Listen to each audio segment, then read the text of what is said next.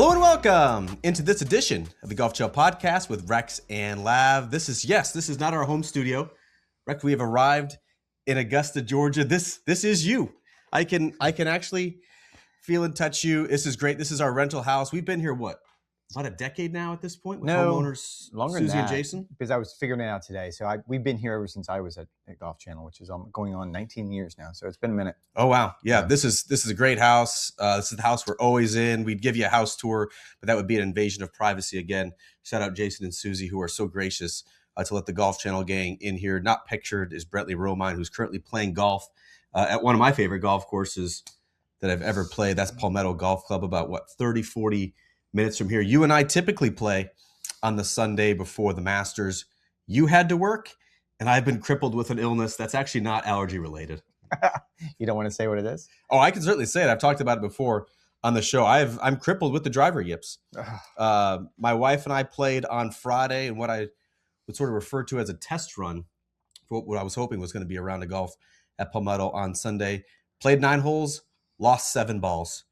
Did not matter the club. Could have been driver, could have been 3-wood, could have been 3-iron. Hate to see it. Didn't matter. Iron play, exquisite. Rest of the game, exquisite. But I did not feel like killing anyone. I did not feel like having my self-esteem drop any lower. And good news, you're set for a new driver. So we're set to get fitted for new drivers when we get back from the Masters. So at least you have that going for you. Literally can't get any worse than it currently is. Longtime listeners of the pod will remember, Rex, the cooking meltdown that we had just a couple short years ago. Set off the fire alarm. It was smoky in here. It was disgusting. Thought we burned the house down. Steaks were burnt. We certainly did. We could not get it under control. This was not that. It was a beautiful late afternoon here in Augusta, Georgia. Made some steaks, and they certainly were delicious. Are you satisfied with your Easter dinner? More than satisfied. I was That's actually great. just about to put something on social media about it. They were absolutely delicious, but I'm going to send this to you. So maybe you can we can pop it up so people can see. Oh, that's very good. Yes. That's very technologically savvy. We certainly could have done this a couple minutes ago. If only we had a production meeting. Instead, you were just doing it right now. We're obviously going to get to what's going on in Augusta and the start of the Masters. I arrived in town on Saturday for the final round of the Augusta National Women's Amateur, which is very exciting as well. You got into town on Sunday, but first we literally just finished watching the final round of the Valero Texas Open. Pretty good golf tournament. I thought I was going to doze off about 3 hours ago because it was a log jam at the top. No one was really making any moves. The wind was starting to pick up. It was cold. It was nasty. JJ Spaun was wearing a beanie. Got pretty interesting at the end with the wind, some of the downwind holes as well. But it does turn out that your reigning U.S. Open champion, JJ Spaun, is the winner for the second time in San Antonio, as our buddy Jordan Cornette pointed out on the broadcast. Also won in 2022 for his breakthrough win on the PGA Tour. Win number 3 for JJ Spaun. Couldn't have come at a better time with the Masters on deck. Really couldn't. And to your point about the excitement of the event, I mean, you had 7 different guys sharing the lead on Sunday afternoon in Texas. I think that's an indication of, first and foremost, how demanding that course is and how demanding the conditions got. I think you and I were sitting watching the final round, and there's a really cool graphic that NBC did about, because of the wind in 18 par 5, usually an easily reachable in 2 par 5, it was playing effectively 721 yards because of the wind. And we didn't. And the cold. It was about 55 degrees. We didn't see anybody reach it in 2. I don't think we saw anybody even birdie the last hole outside of JJ Spaun. JJ Spaun didn't birdie it either. Yeah. He laid up, missed left, chipped on. I mean, it's been hours since we saw a birdie. But again, if the hole is playing 725 yards with all that pressure, there's also trouble short. So everyone's sort of laying back into the same And it was a zone, good leaderboard, 125 to 150. Yeah, and it was a good leaderboard, too. You had Ludvig making a run for it. You obviously had JJ Spaun, who, I mean, he's played decently since the U.S. Open win, but I wouldn't say he's played great. I mean, I think there's a bit of a victory lap. So I think every time you get that win after a major championship, it almost feels like a little bit of validation on that front. You had Robert McIntyre, who I think is a world-class player. I think everyone agrees with that. And then coming into the Masters, you're going to pick apart everything they did. I think we'll start probably with Ludvig as far as looking ahead to next week, because once again, he puts himself into contention, and once again, he comes up short. Yeah, let's first talk about JJ Spaun. And I loved what he did in 2025 with the breakthrough, because keep in mind, that was a player who the prior summer was actually sort of looking at his competitive mortality and thinking about it a little bit differently. He was well outside the number to keep his PGA Tour card for the following season. He was wondering what he was going to do for the next chapter And he said, look, this was in June and July of 2024. Look, I'm just going to go for it at this point. I don't have anything really to lose. I've made a bunch of friends. I've made a bunch of money. I've won on the PGA Tour. I've accomplished all of these things. I'm pretty content. Now, we know what happened after that, got in a little bit of run, kept his card, played well throughout the fall, and then really did have that breakout in 2025 for a player who is in his early to mid 30s, nearly won the Players' Championship. Then we saw what he did standing tall at Oakmont, the golf's toughest test in the U.S. Open, beating, among others, Bob McIntyre on that final day at Oakmont as well. And so J.J. Spaun has talked about sort of the expectations and how they've changed for a player who really, to that point, epitomized being a journeyman on the PGA Tour. Those players don't really have expectations, at least from the outside world. Obviously, they expect to play well. They're one of the best players in the world. They reached the highest level of the PGA Tour, but now the outside expectations come. Can you contend the major championships? Can you stand up to all the pressure at the Ryder Cup? What are you going to do in the signature events now that you're in all of those in 2026? J.J. Spaun has had a very, very disappointing season from that regard. He's dropped outside the top 10 in the world rankings, didn't have a top 20 finish so far on the PGA Tour prior to getting to San Antonio. Keep in mind, he didn't play particularly well through the first 36 holes either, made the cut by just a couple of shots, and then got hot on the weekend with rounds of 66 and 67. This was much needed. You mentioned the word validation. I think that's a good one as well. I think just a little bit of momentum to stop the slide, get some perspective, sort of reduce the burden that J.J. Spaun was feeling for the first 4 months of 2026. And you mentioned an important part of this, the Ryder Cup. I would argue that J.J. Spaun, along with Cameron Young, were the only two bright spots for the U.S. team. Xander played okay. He played all right. But I think when you look at both of them were rookies, both of them in that sort of atmosphere, in that cauldron, they handled it probably better than anyone else on Team USA. Again, didn't do much to help the United States win, but I think it's still impressive. The part that stands out to me is, and you go back to last year at the U.S. Open, a very demanding test at Oakmont, and then you look at TPC San Antonio, where they played this week, where he has now won twice. We have the conversation all the time about, does the golf ball go too far? Has the pro game sort of gotten out of control? No one has ever said that about J.J. Spaun. He is not among the longest hitters on the PGA Tour. I think the common thread, if any, and look, I'm not going to compare Oakmont to TPC San Antonio. I can't wait to hear where you go with this one. But you do have to hit the ball straight off the tee. Yeah. Like, there isn't any room to miss. If you look at TPC San Antonio, you can get claustrophobic with your yips. It would be a nightmare fuel. Don't even trying to hit fairways. I've walked that golf course before. It's nothing that I look forward to playing. It's simply a very demanding test. Players don't look forward to it either. It's always on like the bottom 5, bottom 10 ranked PGA Tour courses. It's just difficult. You have to execute so many tee shots. And of course, that was the story last year at the U.S. Open. That's normally the story at Oakmont. I would argue to a certain degree, not comparing the courses, but what it takes to win on each course, it takes someone with a solid tee game, where you're not hitting the cover off the ball. You're not going to see this in strokes gained off the tee, because that's combining distance and accuracy. This is all about accuracy, and it was good enough essentially on the last day, because he probably was middle of the pack through 2 rounds going through this week. Starting the weekend, I don't know that his expectations were very high, because it looked as if Robert McIntyre was going to run away with it. But then the weather changed. You had the delay on Saturday. Everything got very, very difficult on Sunday afternoon. I think his skill set as a player that's just going to keep the ball in front of you. He's never going to wow you with his distance, but he's going to keep it in front of you. Both those golf courses now that he's won on, that seems to be the key characteristic. Yeah, and obviously got softer on the weekend. They had the lengthy delay on Saturday. Couldn't even get about midway through the front 9 before play was suspended on Saturday, just because of all the weather that came in. Did have preferred lies for the remainder of the third round, and obviously of the entirety of the final round. A player who could put it in the short grass with regularity is J.J. Spaun. Did and does was certainly very, very effective for J.J. Spaun. I think the similarities were Oakmont are interesting. Obviously, Oakmont, it was penal in the sense that if you missed the fairway, you were in the thick rough, and it was an automatic layup.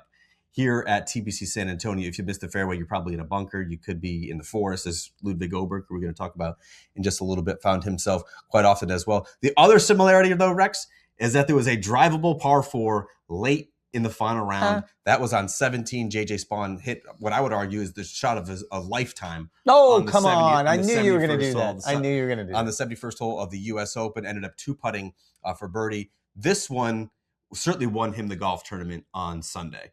the fact that he going downwind on 17, which again with the wind aided, it was about 310 on the scorecard, about 285 actually playing. Got a very fortuitous hop, bounced up there to about 10 feet, and made the eagle putt to jump ahead. Again, did not birdie the 72nd hole, but that eagle on 17 certainly propelled him. Do you think that he can carry this into the Masters, or do you think that these are entirely different animals and it's just good to see JJ Spaun getting at the winner's circle again? I mean, I think he's a talented enough player to certainly show up at Augusta National and to play well and to at least give himself an opportunity. Is he going to be in my list of top 10s going into the week? No. I think my list is pretty much set last week on what we did on Golf Today. However, that being said, this is a really difficult golf course for a player that doesn't hit the ball very high, and he does have a low ball flight. And sometimes it's such a hard bar to overcome. We've seen it time and time again. I don't know how many times you and I had Justin Leonard on the show on Golf Today, and I think you asked him about his record at Augusta National. Only 2 top 10s, I believe, in 15 career appearances. And his take was, I just didn't hit the ball high enough. Like every time I showed up, it was just I'm swimming against the stream. The low ball flight worked perfectly for him at the Open Championship, where he won. It worked perfectly for him at a March Players Championship at a TPC Sawgrass that was playing a little bit like an Open Championship because of the weather conditions. But when you get to a golf course like this, it's so demanding on a specific skill set. I think for a player like JJ Spaun, he has to be so perfect and has to avoid mistakes at all costs. Otherwise, he can't make up the difference. Yeah, I mean, I'm thinking of certain low ball hitters right now, like a Russell Henley's never played particularly well at Augusta National. Shane Lowry's record is a little bit spotty, but Shane Lowry at least has the short game and the scrambling ability. And the putting. Even if he does miss a couple greens to make up for it. Again, if the conditions are ripe, which we're going to get into in a second at Augusta National, this could be one of those weeks as well. You could talk about Bob McIntyre. I would talk, I think, first and foremost about Ludvig Aberg, player who I did put last week in my top 10, or excuse me, my top 5 favorites for the Masters, sort of owing to what he had done over the past couple months in the PGA Tour. We saw with the close call at the Players Championship. What did you see on the weekend from Ludvig that either made you encouraged about what he could do at the Masters or potentially a little bit pessimistic now about his chances? I had to do the math in my head. I think he was 6th or 7th on my list. I'd probably have to go back and check. He was not in my top 5. He was 5th for me. And I think he was 6th or 7th on my list, maybe even 8th, because, look, he's a world-class player. He stands on every tee box, and he's going to hit where he's looking. And I think everybody on the PGA Tour probably watches him hit balls on the range and thinks to themselves, how does he not win every single week? All that being said, he seems to be missing some sort of gear, and it's a very, very small sample set. I don't think we're going to sit here and write off that, he can't get it done on Sunday, because he has gotten it done on Sundays before. However, he is accumulating a little bit of scar tissue. He is, and I don't think there's any doubt about that. And I don't know that Augusta National is necessarily the place you come looking for answers. You hope to show up on Magnolia Lane knowing everything you need to know about your game and this particular golf course. So, no, I'm not going to change where he is on the list. I think 6 or 7 is about right, because again, even if he's somewhere close to the lead going into Sunday here at Augusta National, which I'm not going to be surprised at all because of everything. He does hit the ball high. He does hit the ball far. He has the skill sets to play this golf course well. However, you still need to see him get it done, not just at a regular tour event like at the Texas Open, but certainly at a major. Yeah, like I could easily foresee us sitting 6 days from now on the eve of the final round of the Masters with Ludvig Aberg leading by 2 shots. Like that's just sort of the state of his game right now. He did play the week ahead of the Masters. If you look at, and you're going to announce coronation or collapse. Yes, of course, you can book it. If Ludvig Aberg is leading heading into the final round, we're going to have coronation or collapse ? Ludvig Aberg leads on the final day of the Masters. But I could easily foresee that just because of how he's played right now. The driving of the golf ball, we're going to get into Sunday and what happened at TPC San Antonio. But typically that has been one of his strong suits, and he has been he has at least, again, prior to Sunday, figured out some things with his iron play as well. He was scattershot all over the place to begin this year. The work that he's done with his swing coach has certainly gotten that ironed out. However, as much as I could see him containing through 54 holes, I could also see the scenario, Rex, where the narrative on Sunday is relentless and it is overwhelming and it is suffocating of, can Ludvig Aberg actually hold on to the lead and win a golf tournament? And again, he has done it in his career. First PGA Tour event he won, RSM. You were there, 61-61 on the weekend to win. We saw what he did at the European Masters, needing to impress European Ryder Cup captain Luke Donald. One final audition to make that team as a player who was just fresh out of college. Went out and went low on Sunday, to win that golf tournament as well. We saw what he did at Torrey Pines just a couple years ago, 65, 66 on that Sunday to win a signature event in the PGA Tour. He can do it. However, we also now have some accumulating scar tissue as it relates to Ludvig Aberg. He has blown both flagship events on both the PGA Tour and the DP World Tour. We saw what he just did at the Valero Texas Open. There are now at least 3 or 4 other examples of Ludvig Aberg, again, in a pretty short career, he's just 26 years old, of him not being able to get it done, a little bit skittish under pressure, a little bit quick under pressure. He's a fast player anyway, gets a little bit quicker. When you look at what happened Sunday at TPC San Antonio, it's going to look okay on Wikipedia in a couple of years. It's going to look like a tie for 5th at the Valero Texas Open. It's going to look like he shot a final round 70 on Sunday. If you dig in that scorecard, it is ugly.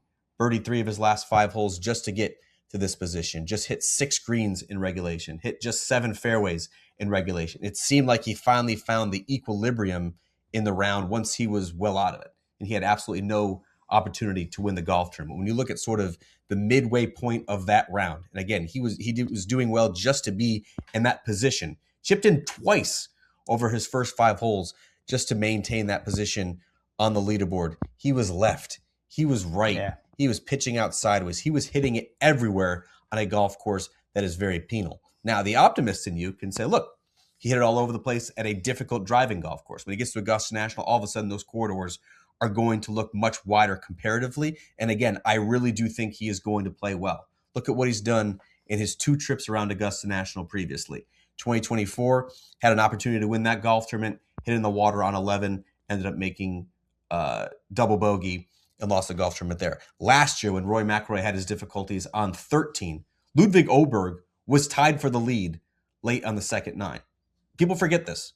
It was Rory, it was Justin Rose, and it was Ludvig Aberg who were in the mix. Again, he faded just like he did the year prior. So there are some examples of him playing well at Augusta National, but I think there's also, Rex, some examples that he's going to have to sort of fight the demons and fight some of his past history. And I'm going to push back a little bit on the narrative, and I think you said this the other day, that you can hit it all over the lot at Augusta National. The fairways are large, but depending on where the pin is, you need to be in a quadrant. Oh, I don't think you can hit it all over the place. I think Bryson DeChambeau's early lack of success is indicative of that. So no, I'm not buying into, well, no, if he's not driving it well, at least he's coming to Augusta, a place that's got big fairways. I don't buy that, because if you're going to take advantage of the holes where you need to take advantage of, you need to be in the right part of the fairway. That's the genius of Augusta National. Now, it is a second shot golf course, to your point, but you need to be in the right spot to execute. Yeah, angles are important. And to execute those right shots. So I don't particularly like it when people say that, oh, they've got these huge fairways. Yeah, you and I could go out and play it and certainly enjoy it. You with your yips, me with whatever it is I'm dealing with. But I don't think the normal PGA Tour pro looks at it that way. And to play armchair psychologist just for a minute, and these are Ludvig's words, not ours, that on Sunday at CPC Sawgrass, he admitted he got quick, and that's sort of his MO in a situation. I'm just not talking about him playing quick. His swing got quick. The idea that he just finds the rhythm that he normally is in, the one that we all love to watch him swing. He's this picture of perfection when he swings the golf club. It's just not quite perfect when he gets under pressure. I don't imagine that there's a bigger pressure point right now for him in his career than to find himself in the contention on Sunday at the Masters. It would be so cool to watch him in that situation, having this conversation on a Saturday night leading into the final round. I just don't know how I would feel about it. Well, I mean, there's clearly people who are pro Ludvig and think he's eventually going to be the number 1 player in the world. I think he also has some skeptics, because for all the hype that he's received, his resume to this point is still a little bit paltry. Again, for a player who is not that young, when we're looking at sort of the young guns on the PGA Tour. So I can sort of see both sides. You would have loved, if you were pro Ludvig, to see him have a different Sunday at the Valero Texas Open, specifically based on what we saw just 3 weeks ago at TPC Sawgrass, in the way when he was up by 2, what happened on 11 and 12, going 6 and 6, again, to blow himself out of the golf tournament. Like, he's going to factor heavily, in my opinion, this coming week at the Masters. Curious to see how he handles the weekend in particular. All right, I have been in Augusta for more than 24 hours. This is your first day on property. I'll start, Rex, just from having covered the final round of the Augusta National Women's Amateur. It was a little bit soft, which is sort of surprising. We're in a drought here in Georgia, just as you and I are a drought back home in Florida. I would anticipate the golf course continually getting firmer, faster, and fierier as we get through Masters Week. The forecast looks absolutely perfect. Highs between 67 and 77. No rain in sight. It was spritzing earlier today. I was firing up the grill. It was spritzing there. I did have at least a 10 to 15 minute downpour yesterday after play ended of the Augusta National Women's Amateur. So again, nothing that was going to significantly alter the golf course, but you could see some of the softness as it played out. And I think that obviously played out on the 12th hole as well, which you saw with Maria Jose Marin, her ball staying up on the bank Fred on Couples. 12, a la Fred Couples in 1992, while Astrid Talley, who I think is going to be a big star on the LPGA one day, airmailing it long, unable to get enough spin on the green. Her ball does not hang up, rolls off the front edge, not once, but twice, makes a quad, and loses the golf tournament. So you've been just on property for a couple of hours. Drive, chip, and putt was going on Sunday. Your impressions as we get Masters Week underway. I would also recommend everyone. How many words was that tally feature of yours? 1,300. Do you think you had 1,300 people actually read that story? God, I hope so. That's got to be the litmus test. Bryson DeChambeau did figure prominently in the story. If you guys missed this, and there's probably going to be some skeptics and some cynics as it relates to this story. Bryson DeChambeau was on property on Saturday at the Augusta National Women's Amateur, cheering on the 30-something competitors that you had for the final round there, but also, Rex, to see Astrid Talley, who he has known for about a decade now, came out to support her. If you didn't see it, she was leading by 2 shots heading into the final round, ended up shooting 75 and blowing the golf tournament. Bryson gave her a hug as she walked off 18 in tears, cried all the way to the scoring building, cried when her parents came out, cried when we interviewed her in the flash area. Again, read the story. I thought I was very, very impressed with how she conducted herself in that situation. But Bryson DeChambeau, to his credit, waited out the 15-minute interview scrum. There were no cameras around. There was no photographers. There was maybe 10 other people just waiting, and gave her a pep talk that I wrote that he resembled more like a high school football coach. He was this close to her, and he's pointing at her chest and her heart. He's pointing back down the golf course, like this impassioned plea. Turned around at one point to like, see, look how you're inspiring this young girl. She was sitting there all smiley, waiting for an autograph. Like, it was really, really cool. And there's probably people who are gonna be like, oh, this is just a show. He didn't really mean it. And I don't know. I'm not in Bryson's mind. I'm not in his heart. I don't know what he was thinking or what he was doing. All I know is what I saw. And this is a guy who really cared. He was there for a young player, a young phenom, a potential young superstar who really needed some guidance and support and some consoling in that moment. And Bryson DeChambeau delivered. I thought that was really cool. And you mentioned the actual winner, Jose Maria Marin, in the 11th paragraph? Probably a little bit later than that. We are receiving some intel from Fred here that 13,000 people clicked on that. That'll likely be more than any sort of blogs that you're slapping together this week. I'm saying 13,000. I mean, that's pretty good considering you read 1,400 words. Shout out to all my friends in Canandaigua, New York, my hometown friends who are reading that story. What's on your mind, Rex? You asked me about the golf course. I'm sorry, I got sidetracked. You're right. A little bit of rain today, as you pointed out. Rain last night. It did seem a little bit on the softer side today, about essentially what we could tell. But I was talking with Gary Woodland's caddy today as they came off the practice area. The idea that his take immediately was they can do whatever they want here. Like, that's it. I mean, they have the magical touch when it comes to this golf course. I'm not quite sure any other golf course in the world can just wave the magic wand and be like, nope, we want firm and fast. Ding! And that's what's going to happen. Or if they want to throw a ton of water on it and make it soft and make it gettable, which is what they normally do on a Saturday. I mean, the third round is kind of defined. I'm sorry, I got it backwards. The third round is usually the difficult day, but certainly Sunday afternoon on the second 9 is the one where they're going to make it a little bit softer. They're going to put pins in position guys can go at. They knew the secret sauce is allowing guys to score, especially on the second 9 on a Sunday afternoon. So I think the golf course, the conditions-wise, to your point, the forecast is absolutely perfect for what they want, but they would get there eventually. Yeah, they would get there eventually. This one at least will be natural. They don't have to do anything forced. I think players will know what to expect as the week drags on as well, which I think is going to be a very, very good thing. We talked about some of the players. We had the mysterious absence from Scottie Scheffler, who had to withdraw early prior to the tournament at the Houston Open. Turns out, yes, he did have a second child. His son, Remy, was born 9 days ago, already on property at Augusta National. I have friends who have dreamed their whole life of being at Augusta National. 9 days. And yet Remy, just 9 days old, is already on property. So that storyline is behind us. We don't have to worry about that. I think the big question as it relates to Scottie Scheffler is, what sort of Scottie are we going to see? Are we going to see the player who was a little bit off with his ball striking at stages of the West Coast swing as well as stages of the Florida swing? Or are we going to see the player who we saw for much of 2025, who is absolutely dialed in, who is finding fairways with regularity, who is really pinpoint precise with his iron play? I think that's the big question right now. And I think, and again, we're guessing entirely here because we have no idea what Scottie Scheffler has spent the last essentially 2 weeks since the Players' Championship doing. But with a son born 9 days ago, I think it's safe to say he's spending it with his family. He's doing what a father would do, a good father. I mean, he's made it perfectly clear. Tar poops. A lot of tar poops in those first couple days. So gross. But they don't stink. No. That's the good part about it. It's then just that disgusting. changes. Yeah. Yes, it's so disgusting. And then you get the volcanoes. Anywho, that's a whole different conversation.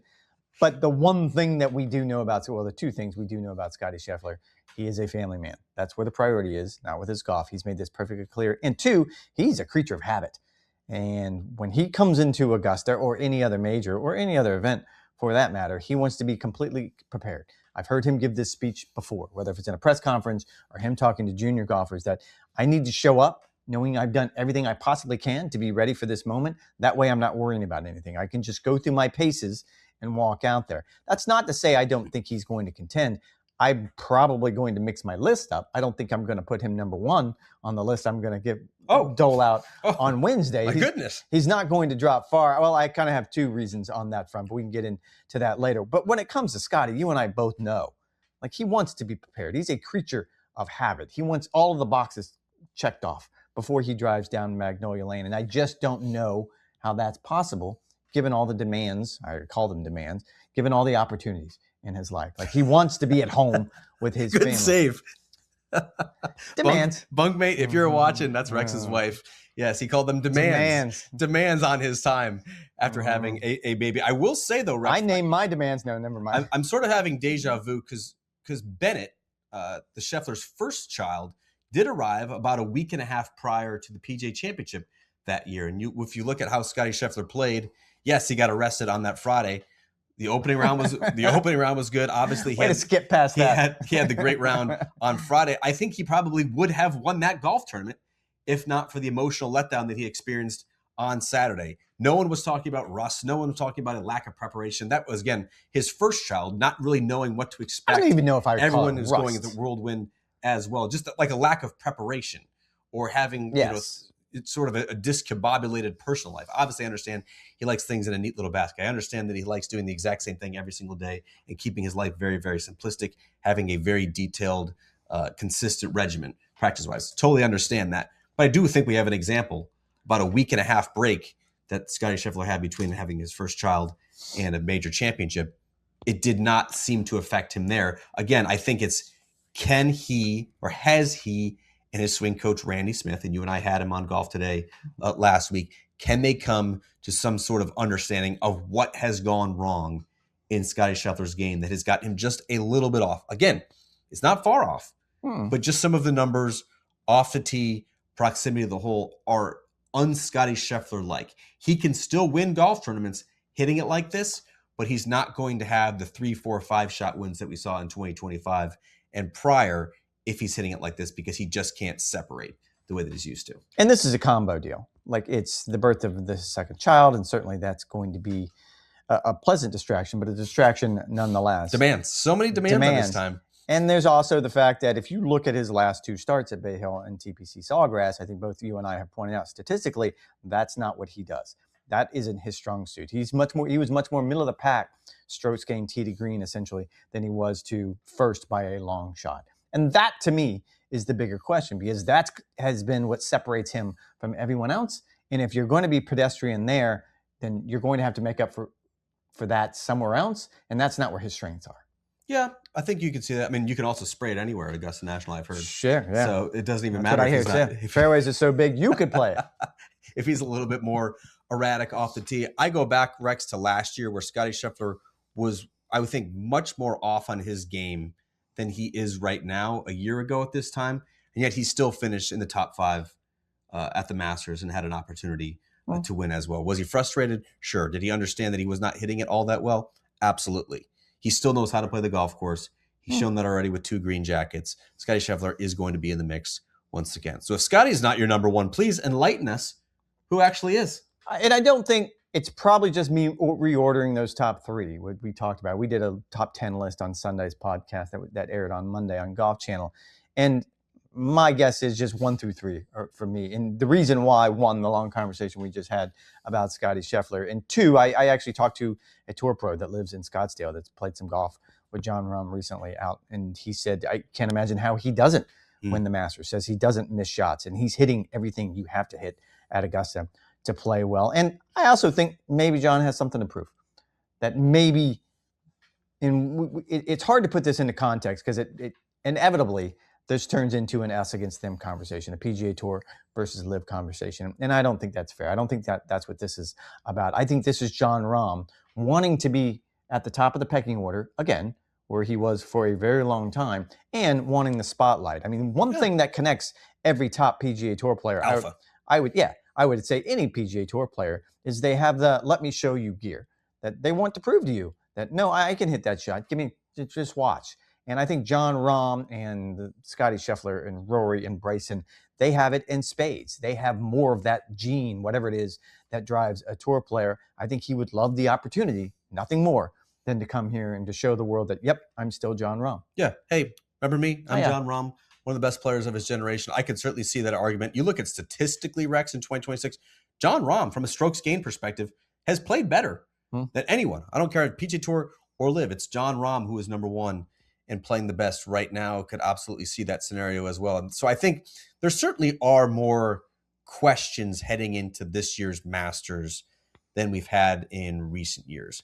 Like, I go back to, if you sat here right now on Sunday, April 5th, who would you name as the 2026 PGA Tour Player of the Year?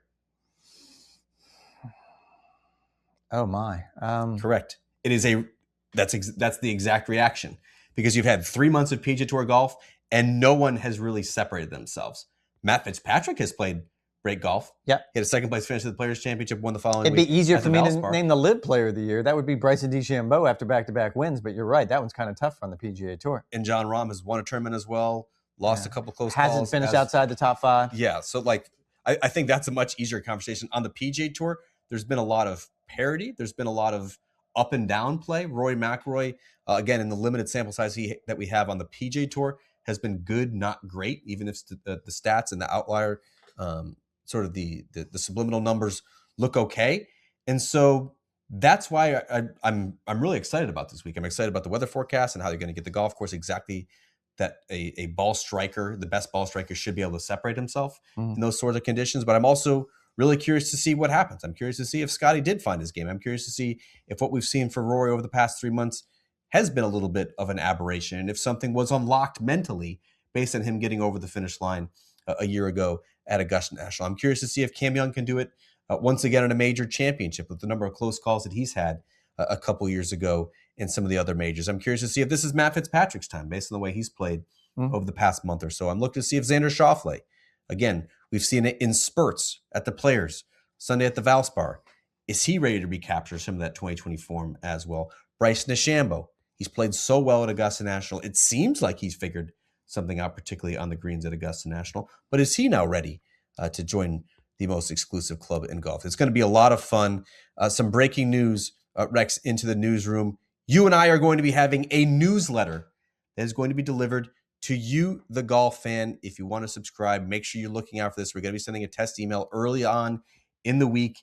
Make sure you're getting those newsletters. We're going to be dropping one. We're going to be writing it on Wednesday for Thursday. We're going to be doing one at the halfway point Friday for Saturday. If you're following along, we're also going to do one in the final round Sunday for Monday. What? So make sure you are subscribed to the Golf Channel newsletter. It is literally going to be called Live From with Rex and Lav. It's going to be a newsletter. We're trying this out at the Masters this year. If it all goes well, we'll be doing it for all of the major championships and the Cup events as well. It's going to be a lot of fun. You and I, our instant analysis, our breakdowns, our commentary, news, notes, numbers to watch, linking out, expert analysis that you can only get from us, which is, again, is going to be different from the podcast that we do as well. So that's part of our schedule of events This week, you and I will be doing the podcast, the preview podcast, as usual, on Wednesday. We'll also be doing mini pods live on YouTube on Thursday, Friday, and Saturday. Before, of course, we do the 52-minute edition made for TV Sunday night and airing on Golf Channel on Monday. You and I are also going to be busy boys on television, beginning with Live from the Real Edition, not the newsletter. That's going to start on Monday. You're going to be the Live from Early reporter. Do you mind telling the folks exactly what that means and what your duties are going to be during the Masters? It's early, not late. You're Yes. the reporter. Todd Lewis would be the late reporter. I would be the early reporter. I think it's as simple as that. Doing interviews, doing updates, doing hits from the first fairway. That's where the live shot is. Just kind of keeping everyone up to date on exactly what's going on at the Masters. And I'll be doing some commentary analysis sitting on the desk with Paige McKenzie, Aaron Olberholzer, Damon Hack, Steve Sands, our buddy and podcast guest as well. It's going to be a lot of fun. Steve might have notes. No, he's not going to have a rundown. He's not going to have any notes. He's going to be doing it all up here. All right, that is going to do it for this edition of the Golf Channel podcast with Rex and Lav. We're so excited to get the 90th Masters underway. Our coverage begins on Monday, golfchannel.com, Golf Channel YouTube, and Golf Channel, yes, the TV channel. All right, thanks for listening. Thanks for the support. We'll talk to you guys on Wednesday, and make sure you sign up for that newsletter. It's going to be awesome. It's news to me.